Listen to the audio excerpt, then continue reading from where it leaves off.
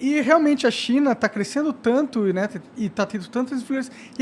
Eu queria saber, inclusive, como que o elemento cripto joga nessas relações internacionais. Porque a gente mencionou que ele meio que tira o poder de uma moeda centralizada, que hoje é o dólar, e isso tem um papel no jogo de poder nas relações internacionais. Está tendo, os governos estão agindo, você falou que tem muita gente banindo, como que está rolando? O cripto, a princípio, eu acho que é uma ameaça ao papel do Estado, né? Porque uma das formas, assim, o Estado, a princípio, se define pela sua capacidade de manter o monopólio do uso da força no seu território, né? Isso é a definição mais básica. Mas a emissão de dinheiro é também um dos elementos centrais de que é um Estado. Então, por isso que a decisão de vários países na União Europeia em adotar o euro foi um passo tão ousado, porque a França hoje não emite mais sua própria moeda. Sim. Ela não tem mais banco central. Sim. Ela precisa, se ela quer tentar, né, convencer o Banco Europeu de aumentar juros, baixar juros, ela precisa tentar fazer essa pressão, mas não consegue, não tem mais soberania, autonomia para fazer isso. Agora, as criptomoedas tem, enfim, vários estados querem lançar, por exemplo, sua moeda virtual, mas muitas que existem hoje não são controladas por nenhum estado. Então, eu acho que em vez de afetar a relação de poder entre estados, eles podem representar em algum momento uma ameaça à autonomia dos estados, se eles de fato se tornaram relevantes. Entendi. Eu ainda acho que é nessa hora que países como Rússia, Estados Unidos, China têm o mesmo objetivo. Eles não querem abrir mão. Nenhum governo quer abrir mão disso. Tem algumas exceções. A França. El Salvador, por exemplo, sim, etc. Sim.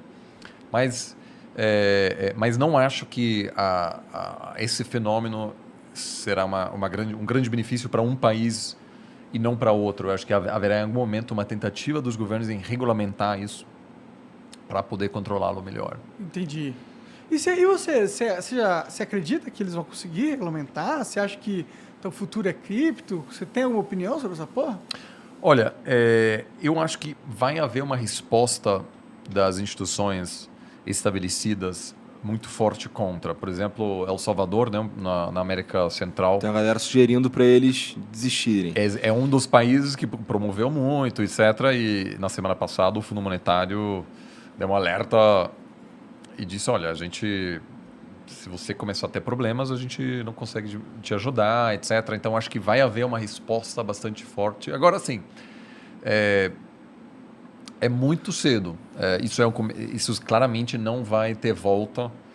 Né? O Facebook, né, que chama Meta, tentou desenvolver uma moeda também. Então, esse é um desafio para o Estado. Os estados para todos os estados, né, que buscam controlar essas questões, mas haverá e já está tendo com as grandes empresas de tecnologia hoje outros focos de poder, né? Meta, Google, etc. são atores que são muito mais poderosos do que países, alguns países. Se for parar para pensar, né? Como que vocês veem na academia? Vocês olham as empresas como grandes players geopolíticos já? Depende do seu olhar, né? Se você... os realistas, eles não consideram uma empresa como o Google ser um ator tão relevante assim. Por quê? Para os realistas, o que importa é território, capacidade militar, que é além do peso econômico, mas o peso econômico, a capacidade econômica é fundamental justamente para ter capacidade militar, para financiar a capacidade militar. E aí você vê uma empresa de tecnologia, ela não tem território, ela não tem população. Então, para esse olhar teórico, não faz muito sentido. Tão grande, assim. Agora, tem outros pensadores que, aos poucos, estão dizendo que as empresas, eles têm uma influência enorme.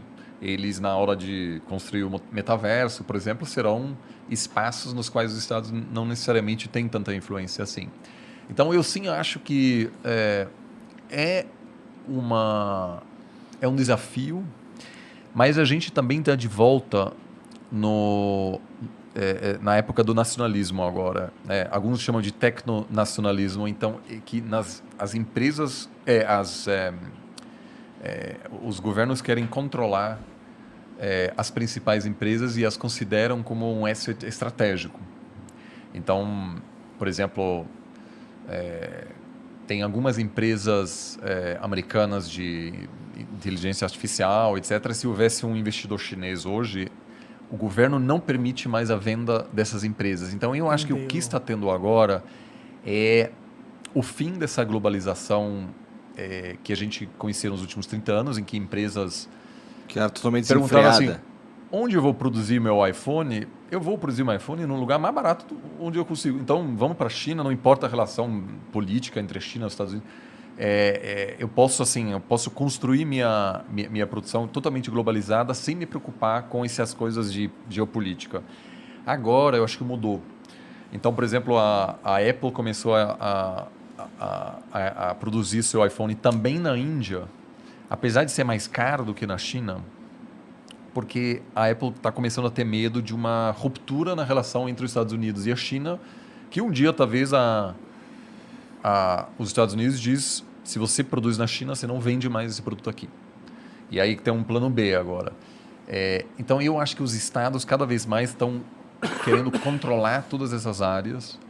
E o grande exemplo disso é agora a produção da vacina. A elite americana se deu conta, no meio da pandemia, que 99% dos antibióticos que os americanos tomam estão sendo produzidos na China. Hoje, aquilo seria indefensável. Então, o que está acontecendo? Tem incentivos no governo americano para trazer para a produção local, porque quem sabe que vai acontecer uma outra pandemia, um confronto, etc. E você tem que ter sua produção local. O que isso significa na prática? As coisas vão ficar mais caras, o fluxo de ideias já não é mais o mesmo.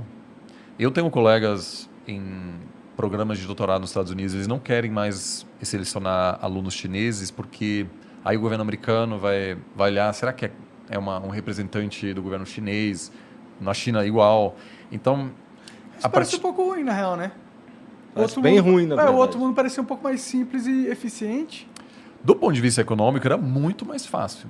É muito mais fácil, porque você podia basicamente olhar só, né, os dados econômicos e você não tinha que realmente entender muita coisa de geopolítica.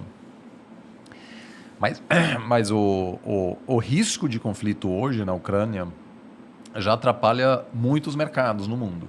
Porque qualquer empresa hoje precisa pensar qual é o meu plano no cenário não vai ter guerra e qual é a minha estratégia se de fato houver um confronto e o preço do barril sobe para 120 e de repente minha produção fica muito mais cara. Entendi. Então a gente está vivendo num mundo mais conflitoso mesmo e todo mundo está percebendo. Como eu estou dizendo, toda essa nova situação ela é ótima para duas profissões, né? Os terapeutas, os psicólogos, etc., e os analistas de risco político. Esses dois vão se dar muito bem nessa nova situação.